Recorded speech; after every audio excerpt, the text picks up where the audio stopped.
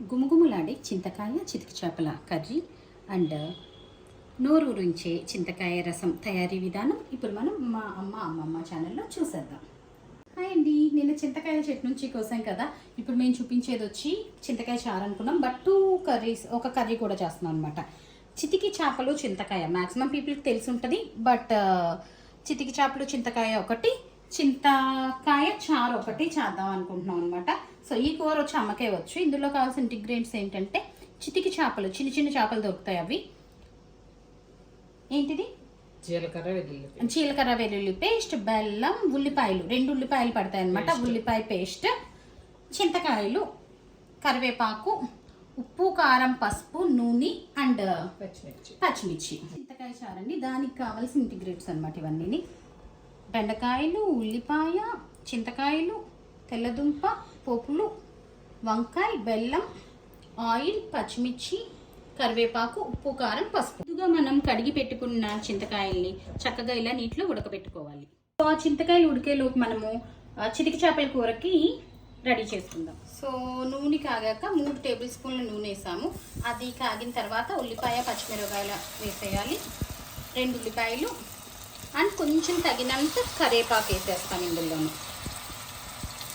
వస్తాం చూసుకుని మనం చింతకాయలు చూడండి మొత్తం మగ్గిపోయినాయి అనమాట. చింతకాయలు ఇట్లా శుభ్రంగా ఉడికిపోయిన చింతకాయలు అండి. మనం చింతపండు రసం ఎలాగా పిప్పు తీసుకుంటామో అట్లాగా మొత్తము పిప్పు తీసేసి రసం చేసుకోవాలి. దీన్ని చక్కగా ఇట్లాగండి మనము శుభ్రంగా చింతకాయలను పిసికి ఉడికించిన చింతకాయలు ఇట్లా రసం తీసేసుకొని వడక పెట్టేసుకుందాము. మొత్తం ఇట్లాగా పిప్పులా చేసేసుకుని రసం అట్లా రెడీ అయిపోతుంది. కూర ఎగుతుందండి. ఇంకో పక్కన మనము రసం పెట్టేసుకుందాం. చింతకాయ రసం, చిక్కటి రసం కాదండి, కొంచెం నీళ్ళు కూడా పోయాలి తగినంత. మొత్తం 2 కలిపి ఒక 1/2 లీటర్ నీళ్ళు వచ్చేలా పోసుకోవాలి. ముందుగా కట్ చేసి పెట్టుకున్న కూరగాయ ముక్కలన్నీ మనం ఇప్పుడు రసంలో వేసేద్దాం. ఈ లోపు మనకి దోరగా ఎగిపోయిందండి ఉల్లిపాయ చితికి చేపల కూరకి. సో అందులో మనం 1/2 స్పూన్ సరిపోతుంది వెల్లుల్లి, జీలకర్ర వేసి దీన్ని కొంచెం పచ్చి వాసన పోయేటట్టు వేపుకోవాలి.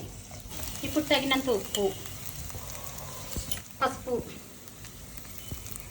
అండ్ కారం వేసేసి బాగా మిక్స్ చేసుకున్న మిశ్రమంలో మనము కడిగి పెట్టుకున్న చితికి చేపలు వేసేయాలి. వేసి దీన్ని మనం మంచిగా కలపాలి. ఇవి చితికి చేపలు కదండి, ఎక్కువసేపు ఏం ఉడకక్కర్లేదు, ఎందుకంటే ఫిష్ గొమ్మినే మగ్గిపోతుంది కనుక మనము ఓన్లీ ఒక 10 మినిట్స్ ఉడికితే చాలు. ఇట్లా దీంట్లో మనం మంచిగా ఇట్లా కలిపేసుకొని చక్కగా ఒక మూత పెట్టేసుకోవాలి.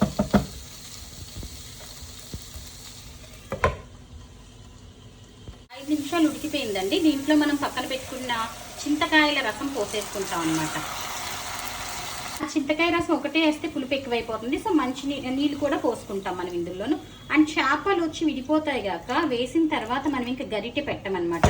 దీన్ని ఇట్లా తిరగామరగా తిప్పుతాము. తిరగామరగా తిప్పేశాక మనం మూత పెట్టేసి ఈలోపు ఇక్కడ పొంగిపోతుందండి పక్కన చింతకాయ రసం. మిగిలిపోయిన రసంలో మనం తగినంత కారం, ఉప్పు అండ్ తగినంత పసుపు, బెల్లం, పులుపు కదండి మనకి బెల్లం బాగానే పడుతుంది చింతకాయ రసంలో. ఇంత బెల్లం అయితే పడుతుంది బెల్లం. తర్వాత టేస్ట్ చూసుకొని మళ్ళీ తగినంత వేసుకుంటాం. మనకి చేపల పులుసు చక్కగా ఉడికిపోతుంది అనమాట. దగ్గరకు వచ్చేసాక మనం ఇందులో బెల్లం ముక్క, చిన్న బెల్లం ముక్క వేసుకుంటే సరిపోతుంది. ఇంత వెళ్తుందంటే కంప్లీట్ ఉడికిపోయినట్టేనండి. సో ఇప్పుడు మనం కొత్తిమీర చక్కగా ఇలా వేసేసుకుంటే మన గుమగుమలాడే చింతకాయ చితికి చేప కూర రెడీ. ఒకసారి చేప ముక్క ఎలా ఉందో చూద్దాం, విడిపోకుండా వచ్చిందో లేదో. చూసారు కదా ఎంత చక్కగా ఉన్నాయి చేప ముక్కలు. గార్నిష్ చేసి ఇట్లాగా మనం కొత్తిమీరతో చక్కగా పక్కన పెట్టేసుకుందామండి. ఈ కూర అయిపోయింది కానీ మనకి ఇంకా చారు మాత్రం ఇప్పుడే ముక్కలన్నీ ఉడికినాయి అనమాట. కోసం మనం పోపు పెట్టేసుకుందామండి. 1 స్పూన్ ఆయిల్ వేస్తాం ఇందులోను. ఆయిల్ చక్కగా మరిగాక మనం పక్కన పెట్టుకున్న పోపులన్నీ వేసేస్తాం అనమాట. ఆయిల్ మరిగిపోయిందండి. ఇప్పుడు ఇందులో పోపులు వేసేసుకోవాలి మనం ఇట్లాగా. ఆల్రెడీ ఇందాక మనం చూపించి పెట్టిన పోపులన్నీ వేసేస్తాం. దాంతోపాటు ఎండుమిరపకాయలు, ఎల్లుల్లి రేకలు కూడా వేసుకోవాలి, ఒక 2 ఎల్లుల్లి రేకలు.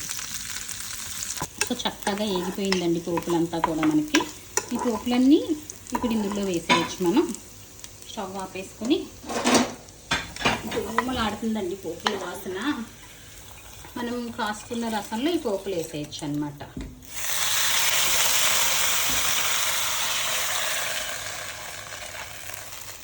సో దీన్ని లాస్ట్లో మనం కొత్తిమీరతో ఇట్లా చక్కగా గార్నిష్ చేసేద్దాం.